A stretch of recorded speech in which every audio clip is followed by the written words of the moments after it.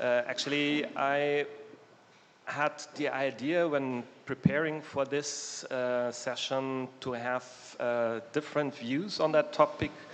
A view from local university level, international office, then the Alliance Civis perspective with the work package lead, Georg Hautzenberg, and then a meta perspective from For You For All. I will leave it to you to introduce everybody, but Georg is very busy this morning. We knew that from very beginning that he will parallelly might have to be in the steering committee, and he told me yesterday that he has to be there right now, so that's why we had some changes. So maybe we sometimes share roles of moderating, attending, so let's see how this will develop. And so very welcome to this topic. I can shortly introduce why we have chosen that.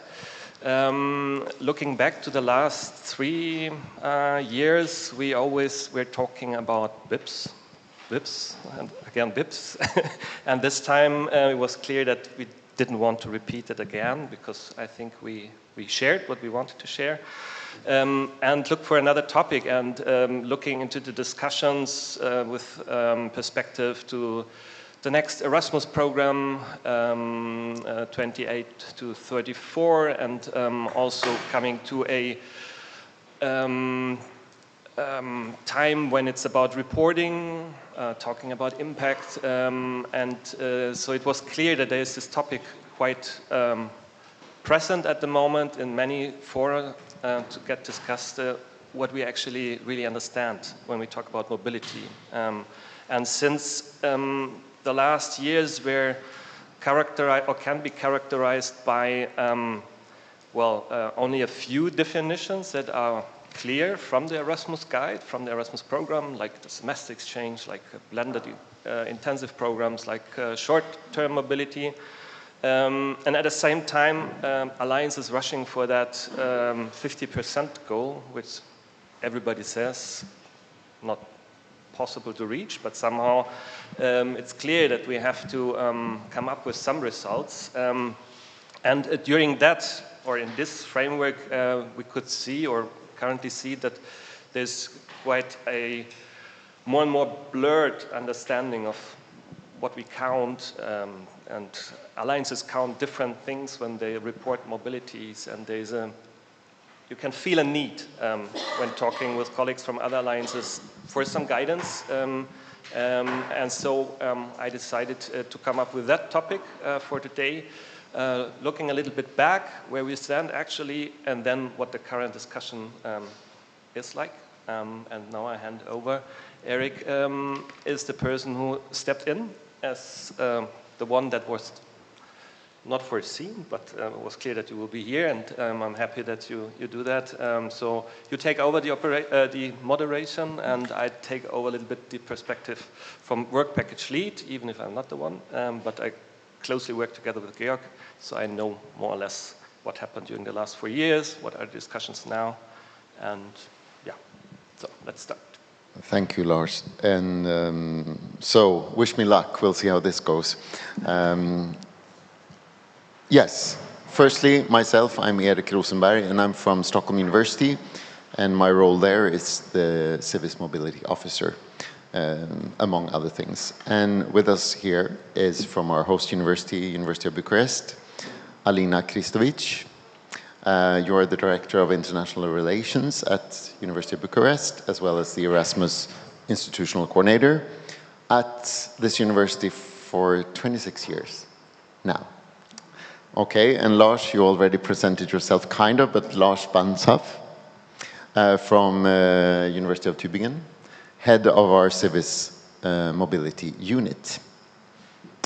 And also external, Lotte Skovborg from Aarhus University in Denmark. And you're mainly here since you are the co-head of the For You For All mobility group. But then at Aarhus University, you're the project management of the work package dealing with mobility within your alliance circle, U.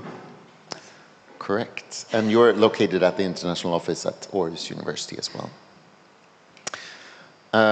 Okay, so let's start off with where we are at. If we look at from the beginning of Civis, in your case now, Elina, from 2019 up until now, how has it changed and what has happened in regards to how we look upon mobility and what we count and so on? Yeah. So when we prepared Civis 1, the project, we counted numbers, of course, how many students we exchange between our partners, between us. And in our case, I'm speaking for us, we had only 4 students exchange with the other 7 at the beginning university, so a little, very, very little number. And after pandemic, because it's better to talk about it afterwards, we counted 200. So in a few years, for 4 to 200. And then today, let's say, the number are higher, much higher. So the alliance increased the mobility between our universities, and for us it was a boost, extremely high number, because now the number of students within Alliance and with Erasmus is higher than those sent to the other partners outside Civis Alliance. So for us, the Alliance was a chance to increase in a fast pace the mobility numbers. Getting to know each other better, so many meetings, online meetings, physical meetings. I don't know, maybe this was because of knowing each other better than the other partners. I think from my perspective, this was the reason. And now the numbers are higher. And not only long-term mobilities, but I know you don't want to hear it, BIPs. We have a higher number of students participating in BIPs than in normal long-term mobility. Thank you. And Lars, can you give us a perspective on the Alliance level and also maybe where we are at in regards to mobility numbers that we count at this stage? Yeah. So I joined Civis at the beginning of the second project phase, right after exchanges took place again after the COVID. I know the first 3 years were quite difficult for all those alliances. And at the beginning, we took some time to read write kind of a strategy for those 4 years. And it was clear from the very beginning that there should take place something like a doubling of figures from what we had.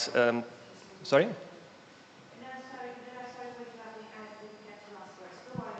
Okay.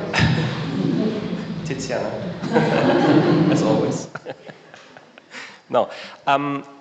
So the goal was, or the objective was, to double figures of mobilities. And when talking about mobility, we mainly looked on existing formats that were presented by the Erasmus guide. So we had a strong focus on the semester exchange and having an umbrella agreement with, I think I tried to count it one time, with about 7,000 or 8,000 spots. Of course, we don't use them all, but there is a lot of potential for exchange. The second really big thing for Civis was the strategy for the BIPs. Participants in BIPs played a major role to reach those numbers, or those doubling. Very roughly, the goal was to reach something like 1,500 students per year in semester exchange and in blended intensive programs.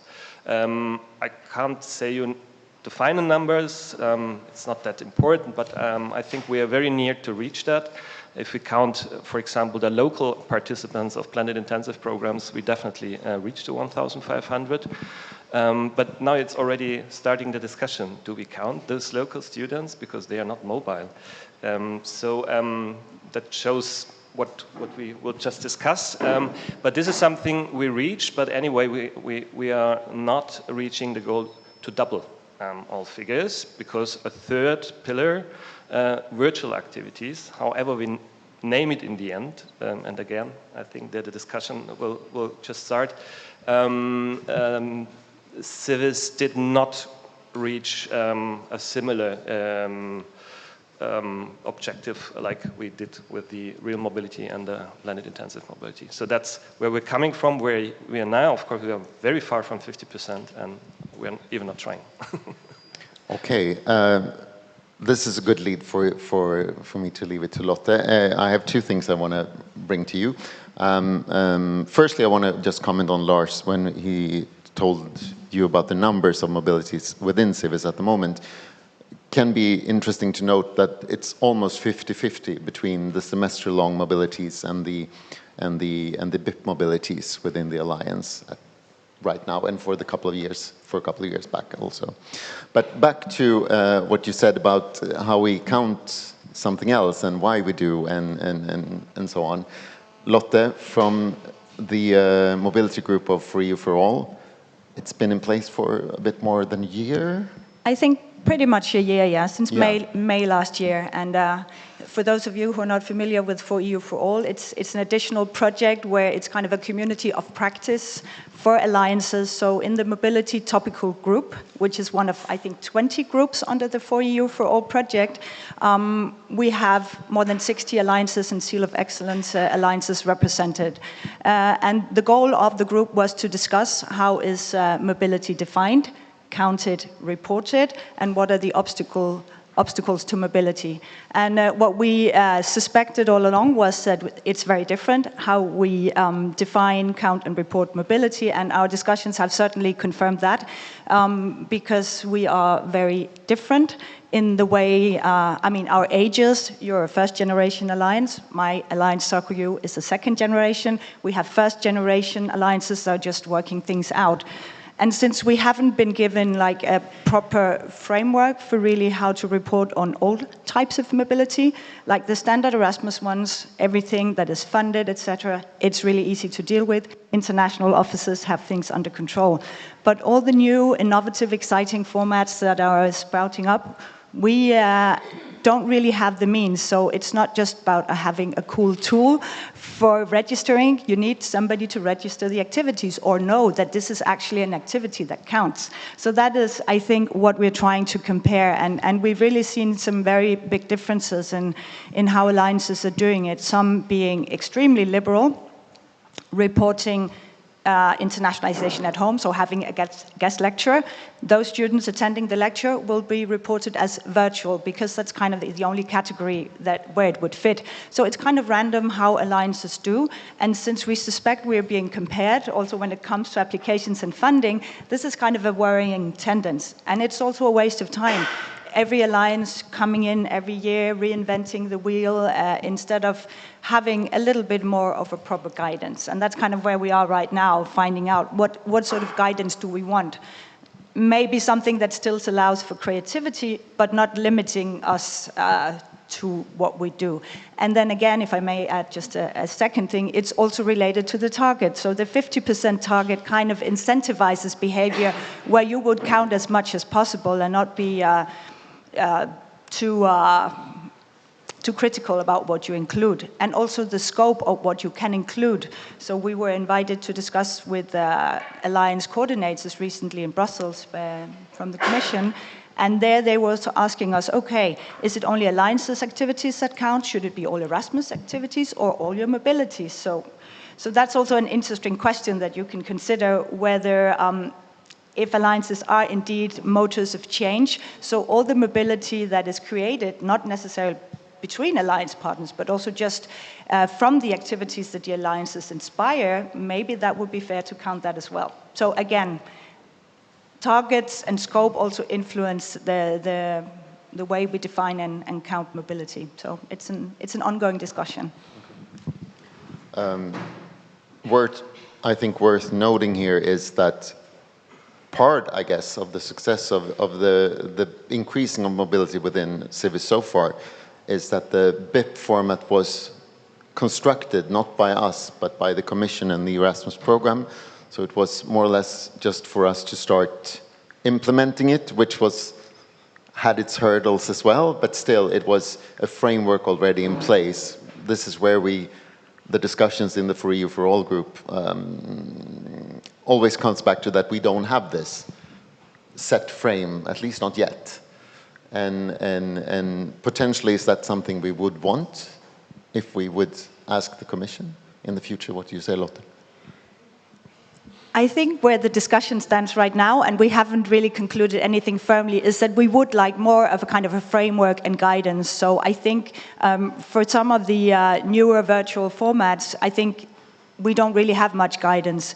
We're told that we cannot report project activities, like if we have meetings and work packages and hubs, etc., they don't count.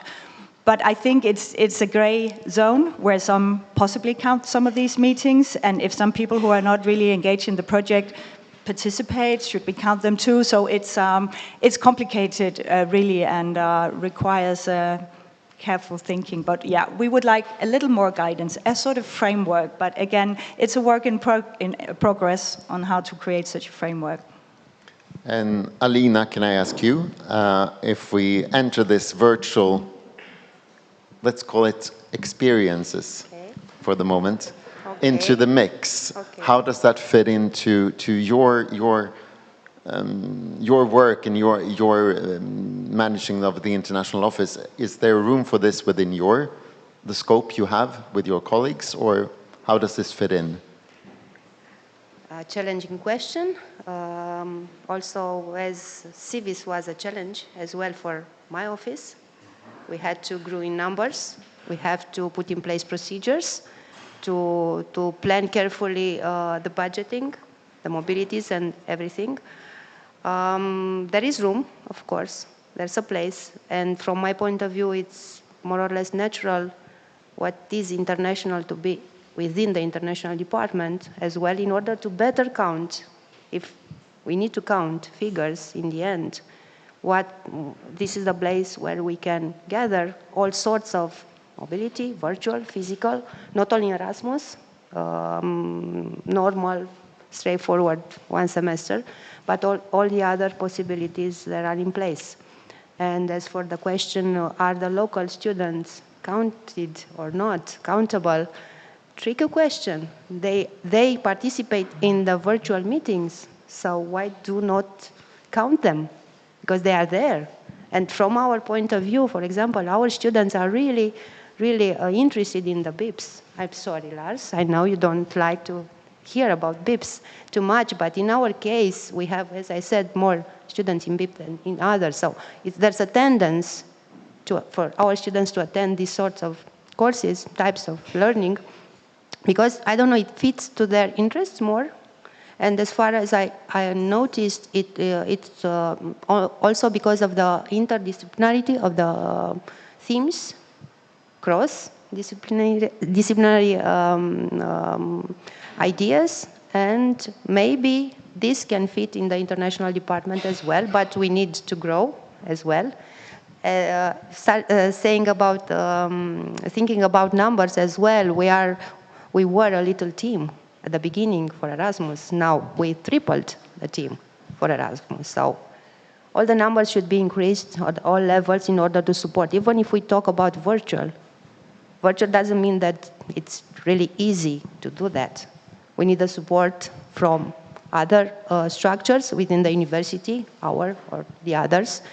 And but I think this may be the future in attending, in attempting to have 50 or at least almost 50%.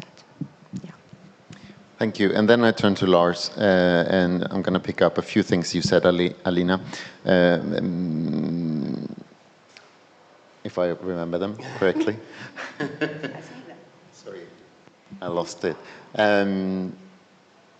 Yes, about the resources and doing it. So you feel it's room, or it's natural to locate it maybe within the international office. If we then look at our alliance level, we have resources kind of defined of what they're supposed to do. They have some terms of references, etc., and there are goals that we should achieve within these different entities within the alliance. So where do they fit in on the alliance level, in your opinion, or how should we make them fit into the alliance level, maybe? It's a better question. Also a difficult question. Well, looking at the facts is, I think that all or most of the member universities have reached somehow the limit of being able to fund mobility, be it short or long, be it blended or physical. Because we already invested 7 years in rising numbers, and I have no overview about budgets, but all what I get as a feedback is that we are more or less at a limit. So if we want to continue to create communities, to create opportunities, and also having in mind that being inclusive, because this is still something with the normal semester mobility, we are not much more inclusive than we have been before. With the blended, we still have to prove, because of course we also see lots of students just jumping from BIP to BIP, and that's not the original idea, or coming back from a semester exchange and saying, wow, I can have a BIP on top. So the idea was actually to open opportunities to students which are not going abroad for a semester and having this as a singular, maybe, experience. So we are more or less forced to look into that virtual opportunities we can create. And so I'm very much in favor of being clear and not mix it any longer and talk about virtual mobility or name it mobility somehow just for the sake of counting the numbers, but to be clear and talk about what we do actually. So my wish for Civis would be also to have kind of a strategy for this virtual experiences, what we want to do and how we do it. And when it comes to the how, I mean, looking back to the last 4 years, we very often heard discussions, or I remember discussions when it was, but this is not mobility. So why should I do that? And the mobility unit.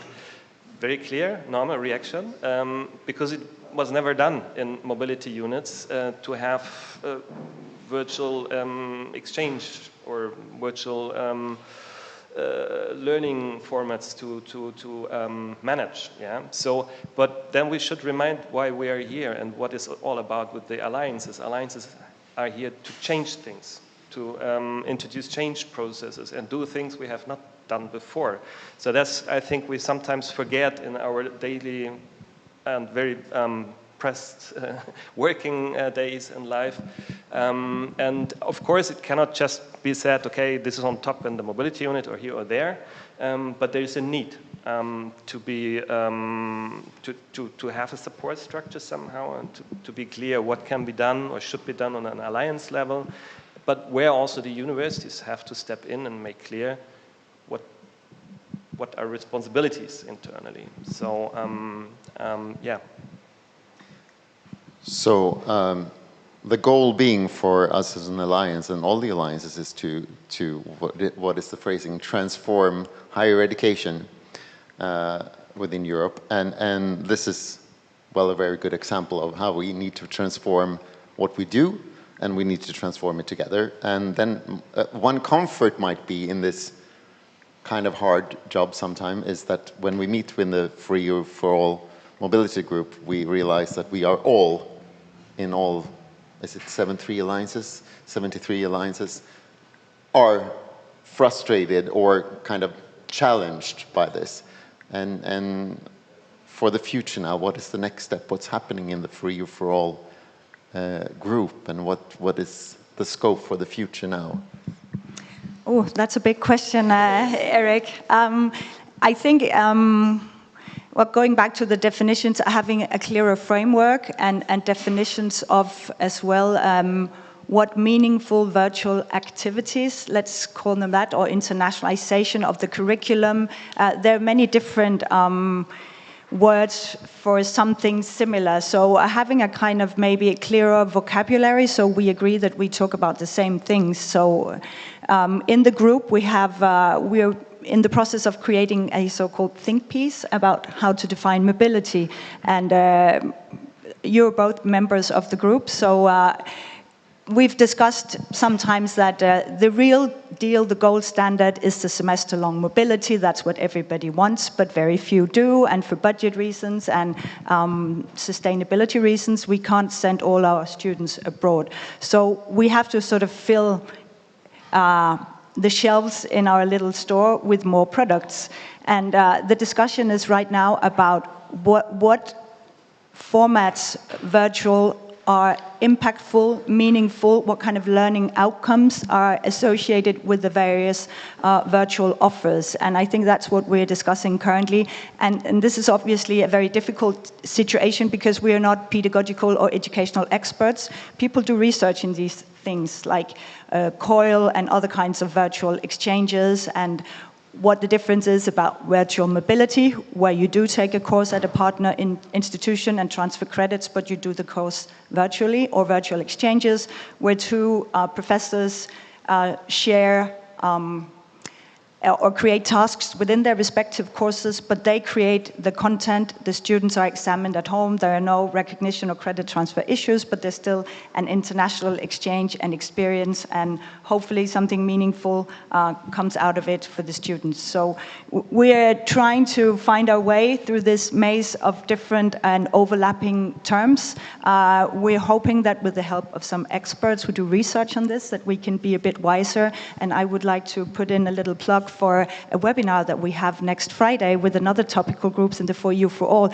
that deals with COIL in particular, collaborative online international learning, where there is an expert who does research who will talk about the subject, and there will be two examples from two alliances who have experimented with COIL, one of them being SAKU, where I think there is great potential. And then one last thing about how does it fit into the international office. In my opinion and experience, it doesn't fit, because when you do the virtual activities, it's very often, if it's built into the program, something that the academics are responsible for. So I think we need to embed how we monitor and count these kinds of activities at the faculties. Some have suggested that there should be a virtual exchange coordinator at the faculty level, which would certainly be better because we all come from rather large universities, so keeping tabs of what's going on at faculty, departmental, study program level is really difficult. So I think we're all struggling with that. So creating maybe some new roles, but again, it's a question of funding. Who will fund these positions? Again, something that requires leadership, involvement, and commitment as well. And again, there are very different opinions. One of our rectors once said that he thinks virtual mobility is fake. So again, some really don't like it. I suspect maybe they don't know what it is and what kind of competences the students can gain from it, but yeah. So, thank you. That leads me to Lars. Okay, Alina, please. Sorry, can I add something? For sure. I answered your question. If it fits in our international, it may fit. So, and I think it should maybe, but there are different organizational structures within our alliance, and I'm supposing in the others. For example, some universities count the mobilities outside the international department. There are specific units for civis and maybe for alliances, so it's not international dealing with that. International is dealing with Erasmus, classical, let's say, but the mobility within the alliance are in a different place counted. So there's a need to count it together in order to achieve the goal.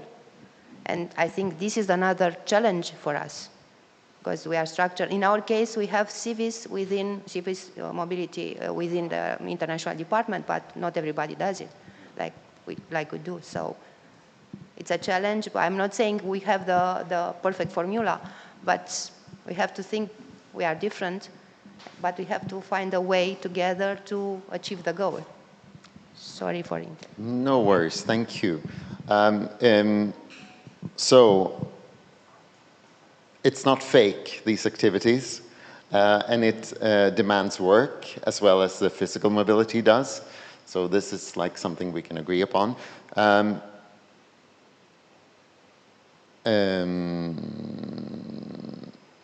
Lars. We count, and we count what matters. And the general view, I would say, at least my impression also from the discussions in the For You For All, is that the semester-long mobility and now also partly the BIPs, they have kind of a high impact. That's kind of what we take for granted. That's what's said, at least, in the discussion, without really referring to always something substantial. So we will need to also measure the impact of these virtual activities and put them in contrast to the physical mobilities, both the short and the long. And do you have any ideas of how we can do this? Well, of course, I have thoughts about that. And I think just this week in the management committee, we also stumbled over that question, how we measure impact. And in the mobility group, we also raised that question. So we are just starting really looking into that, what impact means and how we can measure it. So I do not have the solution here, but I would say, you know, if somebody who was not open for international experiences and does the step and does a blended intensive program, there's already a lot of impact, because we reached somebody who had doubts or was anxious, however, and he did the step. So there is the impact of that, what the institution did. We convinced somebody to go for it, and then they did their experience. But to say now this is not as worth as a semester exchange, I think that this is misleading. So the idea we had was a formulation to talk about baskets, yeah? So that there are different baskets where we put things in which are comparable, so that we compare in the end apples with apples, and in the next baskets oranges with oranges, and not having all fruits in one big basket and say one BIP attendance is the same impact like a semester or like a 2 days virtual activity. So, but I think we should value all of the fruits. So, and there should be a basket for virtual activities, but I must not compare that to a semester exchange. So they have their value in itself. And I think there is still a lack from the European Commission, because they are not looking that much into virtual activities.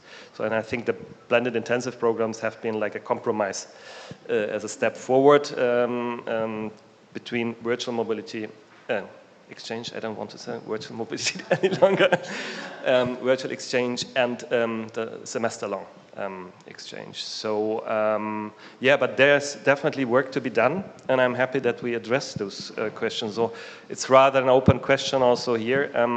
And as we just also learned, for example, we just had been in the Agora workshop, and that would maybe also be a question, if we might address it here, where it's also about counting and about tracking activities. Would there be a solution for what we just opened as a question? I didn't want to interrupt the panel, so I didn't ask for the microphone, but if you ask, so 2 things that I mentioned in the Agora panel, some of you were there. Our alliance, EU Green, so we are one of the younger, so second level lines, and you know Alessandro Bernazzoli from our alliance in the mobility For You For All group. We changed, or we are intending to change from counting what we work on to counting what worked. It's very similar, but actually it's putting the impact in all the time. So if we have 10 virtual mobilities where we made a student that would never go to a virtual opportunity at all, he may move like 10% of his mindset and social behavior or the institutional behavior. And this is comparable to another basket that says I go to another university for a semester, and that changed them for 50%. Keep in mind that our alliance is focusing a lot on sustainability, moving by a plane, or I know that all the Swedish team came by train. That's also what our Swedish team does in our alliance. That's great. but it also adds on another bucket that is the CO2 equivalent that we all do by traveling. So there are so many bits and pieces that you talk about. If there was a formula to count an indicator rather than counting heads or apples or pears, that would be what we are looking for. So we are trying with the Agora system at UPC to find that common place where we count all the activities and then use analytics to say we can show the impact rather than counting people. If there was a lazy if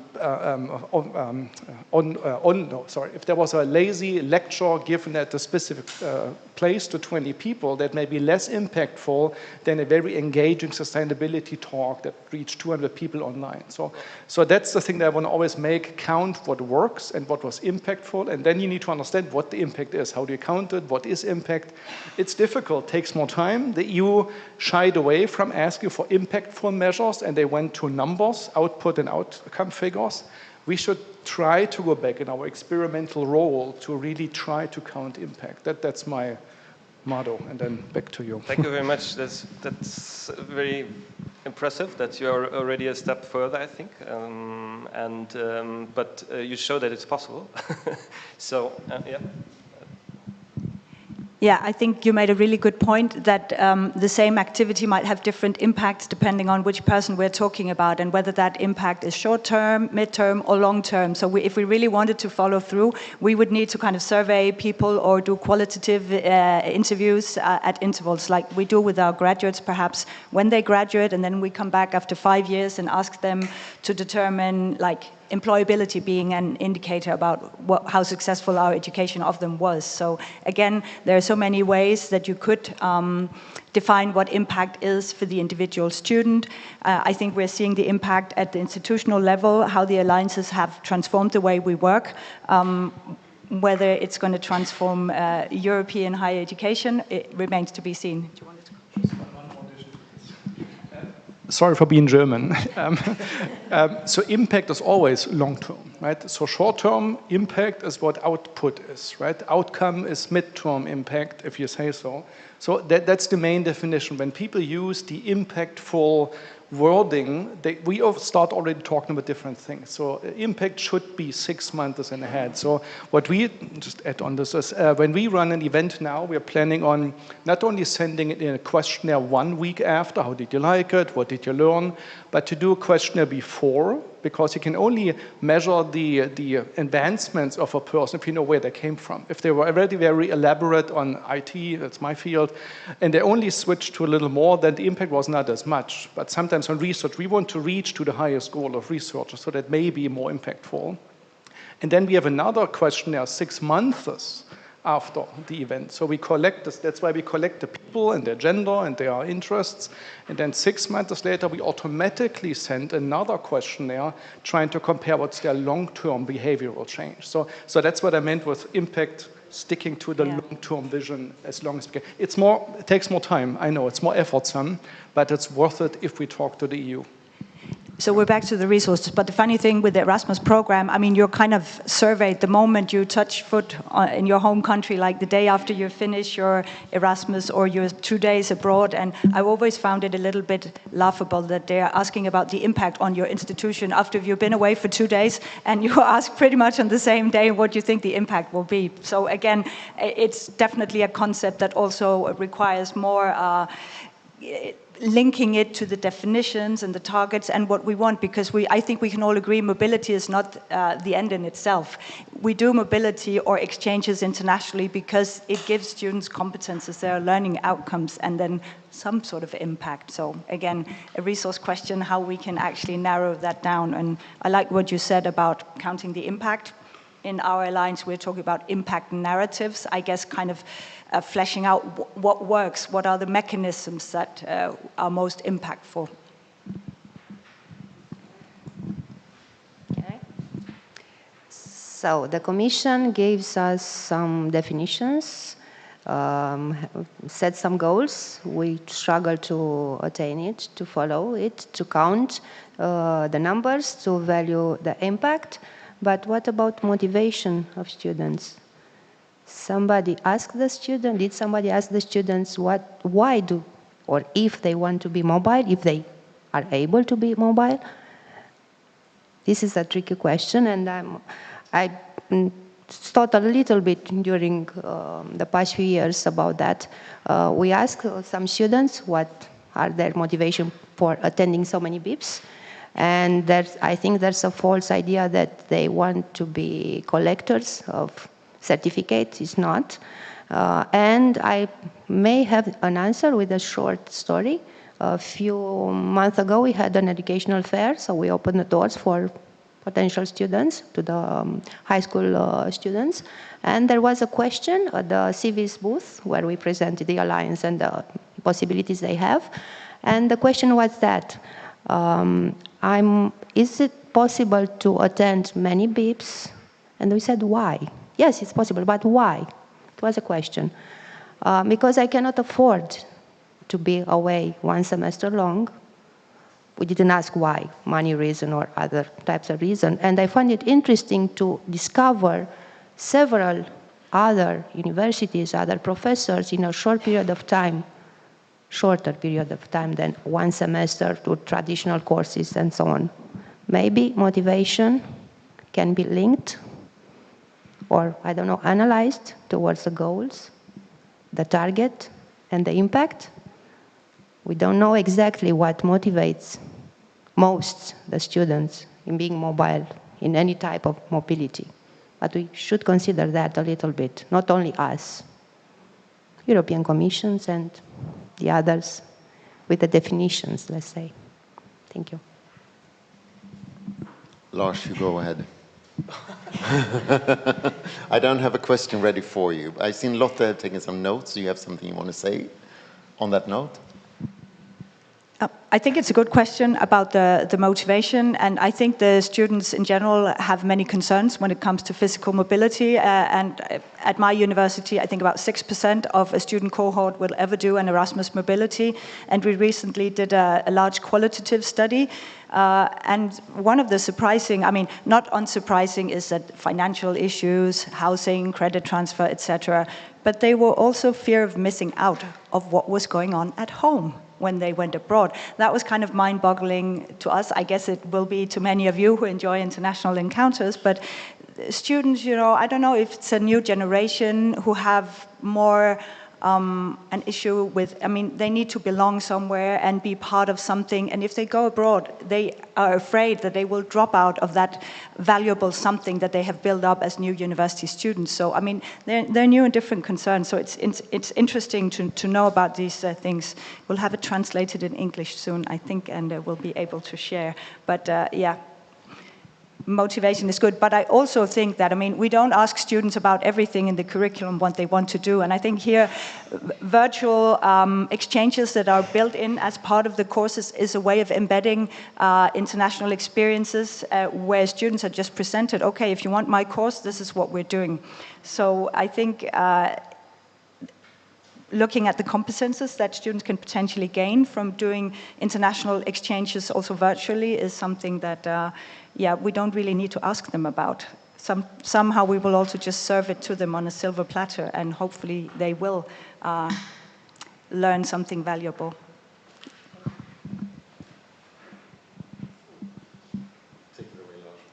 So I think we can also open the round here. Maybe there are some questions in the group here. Oh, that's good, yeah. Because we touched upon most of the I can walk around, Lars. You yeah, sit down. Okay. So we touched upon most of the topics we wanted to touch, but also being clear that we do not have the solution yet, but that's state of the discussion, or we are at, yeah. Exona. Hello, everyone. I'm Exona from the University of Salzburg. I work together with Lars, Eric, and the others in the mobility unit.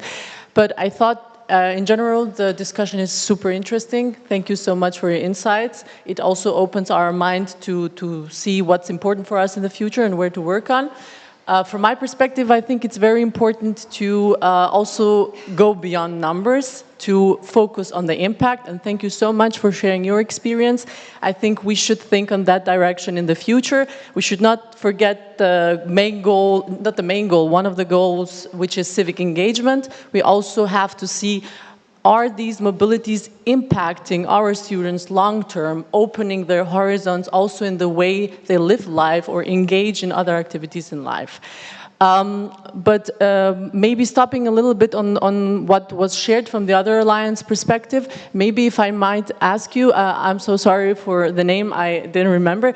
I think it's a very good strategy to send a survey before and after, or even after 6 months, but I would be really interested to know how many answers did you get, or did you really actually manage to catch the students, because after they finish the mobility, it's not that they remain so interested to really feedback on that. So we just started, as I said. I cannot give you a full statistics of how this worked. We just thought it needs to be implemented, so we did this together with Jesus' team. The thing that we already see is not so much the response rate, but it's the time to find the data again, right? So what we did, for example, in our midterm review in EU Green, we spent, and that's probably in all alliances, we spent so much time to finding the data that we created 6, 18 or whatever months ago. People are just moving on, and sometimes in their office, the BIP is done, it was stressful, they're happy that it's done, they forget about it. I can understand that. So that's why we are trying to force the ones that are running any event in our lines, whether it's a course, a BIP, or an activity, staff week, to collect the data when we register the people. For example, the gender, we talked about the gender in the other meeting. Now the EU wants that male, female, diverse, and I don't want to say field, right? To go back to them just because the EU wants another report to be sent to the tender portal is so it costs so much time, it's so effortsome. So we're trying to use the same system to collect the data at the first initial point. So back to a question, by sending the questionnaire to the people that attended the course, not the people that registered initially, this is the big change in achieving more. So you're reaching the right people, it's more targeted follow-up impact than just sending it to all the 300 people that signed up but never showed up to the course, because that also sometimes adds to the bias that you have in your feedback. So I cannot give you strict numbers. Ask me in a year if we all get to the next phase of our alliances, and then I'll give you more. But we are trying to give them more tools that it's able to reach the right people, and then hoping that the response rate is high enough. And motivation is a big thing in that. If we don't motivate the students to ever join and listen, then why would they respond 6 months later? Thank you, Stefan and Exona. Who was next? Maybe just a second. Okay, sorry. You have to move to the steering committee. So thank you for being here. Yeah. No, but it is. You're supposed to be there, right? But thank you very much for being here and for sharing that. And I just wanted to add, maybe, Michaela, you wanted to do the same. We did a first really comprehensive evaluation on the BIPs from 2024-25, this academic year. Maybe there were some new ideas which could be added, but maybe you want to talk about that? Yes, we tested, let's say, the first time the strategy on how to approach both students and coordinators to get their feedback on the BIPs, because this is what for the BIPs we did it more thoroughly. And one of the things that came out after the first round, and we changed it now for 25-26, is how we approach the students in order to get even more rate of responses. But to be honest, we were quite amazed that for the first round we had like 60-something% of the students that answered the surveys, which I think that for the first round and first experience, it's quite a good numbers, quite a good percent. But what our colleague said, and that he left, it's very important to be immediately after they finish, not 2 months later, not 6 months later, because of course they already forgot and engage in other activities. And the second thing that we try to do now, it's not to have a centralized sending of the surveys, but through BIP coordinators. And we'll see this here, how this strategy better got us better results. So we'll see, but this is one of the things that we change, how the survey gets to the students and the time that it reaches the students. Any other? There was a third hand. Yeah. Thank you. So you are talking about a common vocabulary at the level of alliance and maybe at the level of the alliances. we have across Europe. And I was wondering if this common vocabulary would also fit if we bring into the discussion also the faculty mobilities. Because we talked a lot about students' mobilities, but I think we maybe could bring also faculty into this. Thank you. That's right. We focus today very much on student mobility, but of course we are also aware, and we I think do quite a lot of activities in our alliances for faculty as well. We have again this classical Erasmus formats, teaching staff, trainings, teaching staff, and then the training mobility and others. But yeah, I think that the big challenge is really to come up with a common vocabulary. That's because there is already so much in the air, and I sometimes get even the feeling we talk about same things as we talked about 10 years ago, but just name it differently. So, and there are more and more vocabularies going around, and in the end is a big, yeah, I wouldn't say chaos, but we first have to make clear what we mean when we talk about virtual mobility, or so. And people also tend, and myself too, sometimes not to be clear because you're talking quick, and then you say virtual mobility, but even if you don't want to. So there's really a need, and I think without being too narrow and too strict, I think there would be a need to decide it from above, with our help, of course, with the help of the alliances, and so that's actually what I understand Erasmus for EU for All is trying to do, and is also asked to come up with ideas, solutions. So probably we're in the middle of that discussion. That's my impression.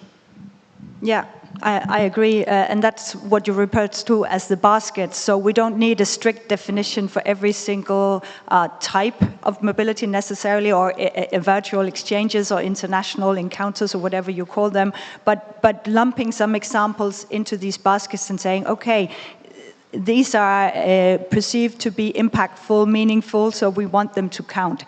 If they continue with the head counting, we will do that. And I think definitely the same applies to staff. I think we all have tested and tried various virtual formats for staff.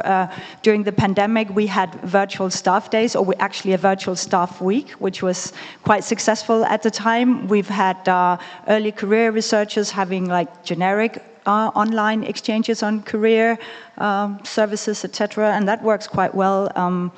Just brief staff seminars on using robotic-assisted processes to minimize the workload in an international office swamped with Erasmus procedures and lots of manual labor if the IT is not working. So again, yeah, I think there are lots of good things that ought to count, because it has been transformational for how the way we work, and groups of staff doing communities of practice, and they operate totally online.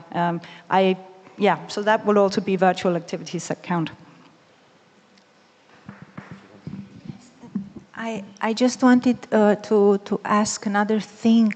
If you do you think that we have a tension of some sort if we bring together discussing about students' mobilities and academics' faculty mobilities? Like, do we have a tension at the level of the discourse and approach if we bring this together in the same discussion? I was just thinking now, because obviously the discussion was initially about students, and just thinking out loud.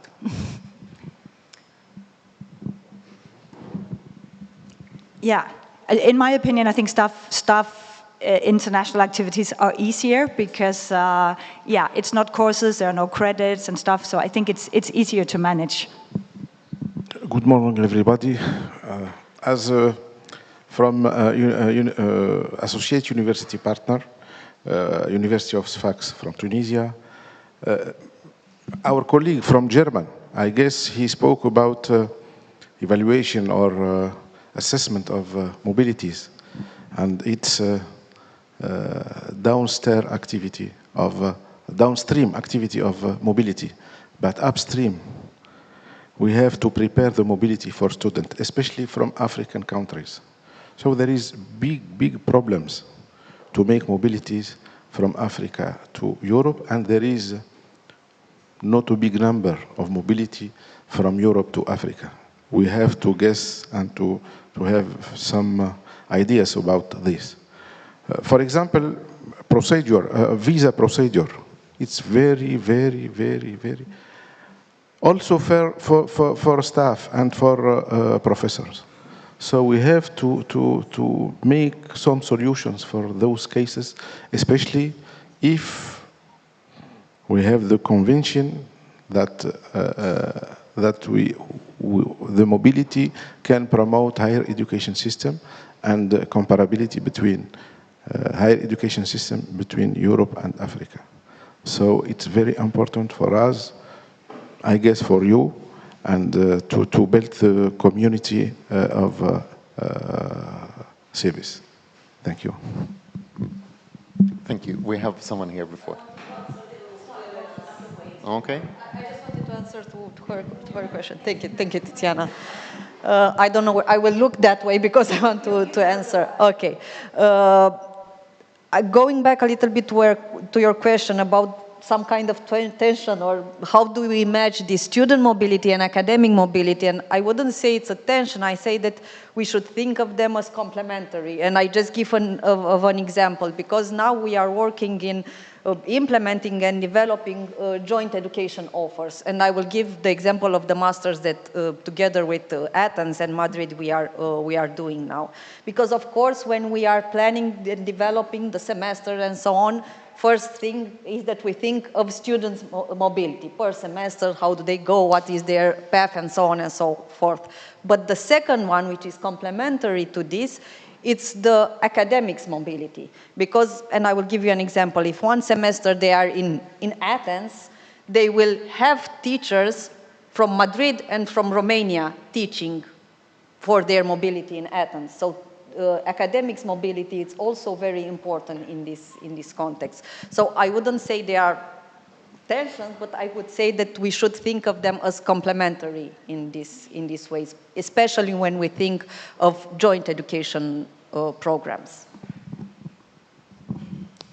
Then we also come back to the issue of what we count as international exposure, since here then we have the international exposure of the mobility of staff that affects the students. So yeah, Tiziana. Yes, it's your turn. Hello, just to share some thoughts. I strongly believe that virtual mobility would have that kind of impact because I mean, students, the added value of the mobility is have a full, the major driver is that have this kind of experience abroad. And that is very important for building the civis community, this big university. So we can try, but not thinking that we would have a so big impact. My opinion, I was sharing also with Maite, we should work more on long-term mobility because we, from a student standpoint perspective, is identical to the other Erasmus mobility. We should have more shared course catalog, very automatic recognition, like for example using Eracon. So we should improve what we have, tools that we have already ready that are there for improving this mobility. And then we just can work on funding and find out the way. Maybe we cannot, we can think about funding a period of the long-term mobility, but I think we can do still a lot of long-term mobility. Thank you. Thank you, Tiziana. May I react on that? I completely agree. So it's not that I say we have done everything with BIPs and long-term mobility and can forget about it. Of course, there's a lot of things to improve, and especially what you just said. What is the added value to go from a Tübingen perspective student to Rome and not to Venice? So what's the difference for a long-term semester? And we struggle at the moment to answer that. Yeah, well, we started discussing about it. Remember about the VIP semester or something. So this is definitely something we should concentrate during the next 2 years. What I'm happy to read in the new project application is that we do not have any longer that goal of doubling mobility. So it's more like let's keep the figures stable, and now we have the opportunity to have more time to look into quality and that added value question. I mean, with the BIPs, you have a civis thing from the very beginning, because there's a civis group, there's civis teachers, so and the BIP is there because of civis. Let's be clear from the very beginning. And the same is for a joint program.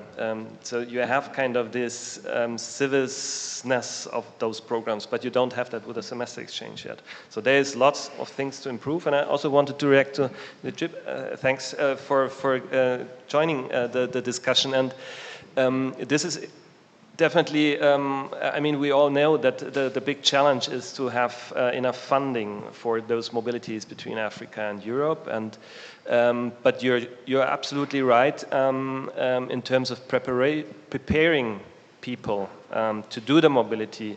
There might be also to be done more to prepare students in order to make it a impactful and positive experience rather than a stressful one.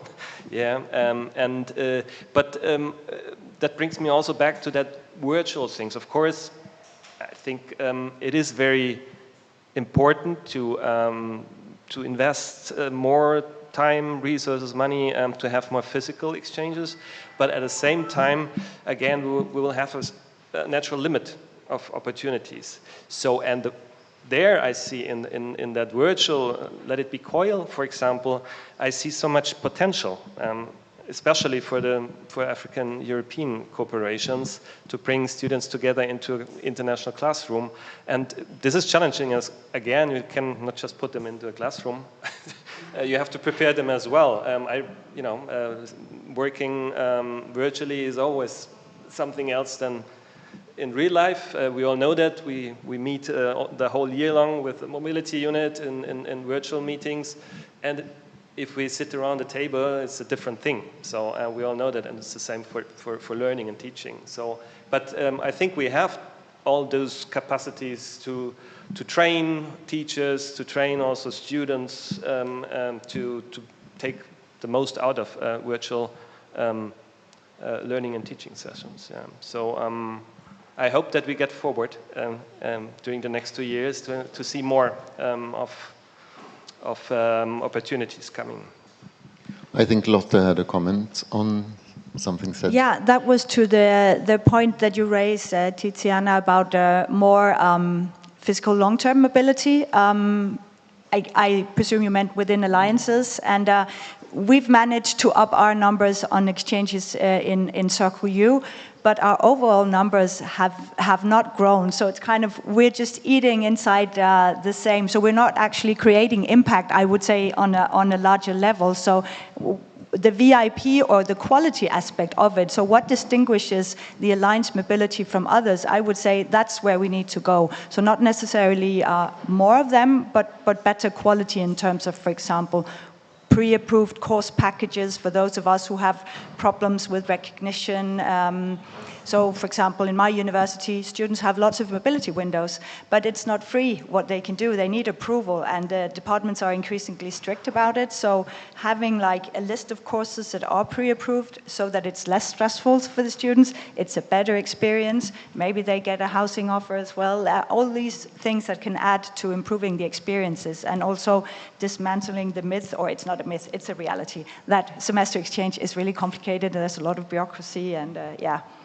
Only the tough ones go through it. Thank you, Lotte. You just framed what I was about to say, so thank you for that, because you did it much better than I would have. So, because linking the impact to the concept of quality also, because then we discussed yesterday actually when sitting talking about this meeting about the quality of all the different activities. If we look at the COIL, for instance, we have more or less, we can say somehow that we get guaranteed academic quality of such activity. And in that case, that should also be equal to us saying it has a high impact, in a way, because it's something that's embedded within the academic curricula for said students partaking in this. And this could be the same within the discussions we have in Civis, where the VIP tracks of mobility is kind of pre-designed in order to make it as valuable as possible academically also, and not only maybe personal or personal growth and such. Just a comment on that. Lars, you had something on mind, maybe? No, I already start to wrap up a little bit. Good. Because, yeah, I think 2 years are a short time frame. As I already said, it's good if we can concentrate on other things than just producing numbers, but keeping those numbers and now think about quality, how to improve it. That's one of the messages I would send into Civis from a mobility unit perspective, but also the other one that we are in numbers probably anyway asked to do more, and that's the key would be the virtual opportunities. So I see that as a big thing for Civis to come and to make up their minds. I know we have a lot of educational calls, we had a lot of, and there are a lot of projects underway, and we also have to be clear that our capacities are limited as well, so we cannot come up with every new project, but something like a coil, for example, if there is a good structure behind it on an alliance level, maybe this is not that much work for us, but the main work is done by the teachers, right? We just have to organize to bring them together. So yeah, so I think there need to be some decision in Civis on like having a strategy for virtual learning, teaching, what we want to do. And then also that we are not really prepared in Civis and in the single universities who actually is doing the job there with that. So that's still also an open question, and I don't see it automatically within mobility, but I also see all the other units that we have also do not automatically fit in, because an education unit sometimes has nothing to do with students or single courses, but rather talks about study program development, things like that. So yeah, we have to figure that out and find answers for that within Civis to move forward. So that would be my wrap up, and happy to also further help and assist the alliance-wide talks and discussions, looking for solutions within For You For All. So looking forward to that discussion of finding definitions or having more clarity what we are talking about. So interesting time, I would say. Thank you, Lars, for starting the wrapping up. I was trying to figure out how to get into the wrapping up part, but now I would like just, Alina, if you have had any like wrapping up words from your side, or do you feel like? So we will have 2 years of interesting definitions and struggle and wrapping up another project, but another type of mobilities, for example. But the international life, it's challenging as well, always. And we managed to surpass almost everything. So I think if we will have clear definitions, same definitions of terms, and maybe some rules how to get to the number set and where we want to go, maybe if we are on the same page, everybody will attain the goal. And as a personal thought, thank you for sharing and thinking of 3 levels of discussion from University Alliance and Meta Alliance, and it was really interesting. And thank you for inviting me. Thank you. Lastly, Lotte, I mean, now Lars addressed and also Alina a bit what we stand for now within Civis. We have hopefully a 2-year funded period ahead of us, where we need, of course, to deliver numbers as usual, but still this is part of what's to come, not only for these 2 years, but for the future, and for long term, and not only Civis 3 or 4 or whatever, but for the future. And more specifically, like within the framework now of the new Erasmus program between 28 and 34. So any wrapping up thoughts linked to that from your side, Lotte? Yeah, the new program, I mean, we hear rumors, but we still really don't know about it. We know we've been asked to give input from 4EU for All, so, I mean, we have a listening ear at the Commission, or at least, yeah, if they're going to act on it, we don't know. But I think as much as possible, if we can put forward the dilemmas we are put in with the current state of affairs, the kind of inequalities and the lack of comparability that it creates, so that they can give us a little bit more direction. And then I think it's going to be very interesting to see if the virtual formats will gather more momentum and mobility will move more out of the international offices and over towards the academics and making them involved again, which I think is probably a huge challenge, but also a huge opportunity, especially for all those academics who don't want to send their students abroad because they think they have the best education in the world. Aren't they all like that? Then if we tell them, okay, then go ahead and produce your own best education, but do it with some of the colleagues from the Alliance, and then see you will really give your students something valuable, and then create the proper support structure for it. So I guess that's a huge challenge, and something that we can meaningfully exchange within 4EU for All, for example. And thanks a lot for inviting me. I'm very honored to be here. It was really interesting to meet all of you and discuss. Thank you, Lotte, for attending. Thank you, Lars and Alina, and thank you for bearing with me and my improvisations during this session. And thanks for all of you for participating. And that's kind of it for us now. Thank you.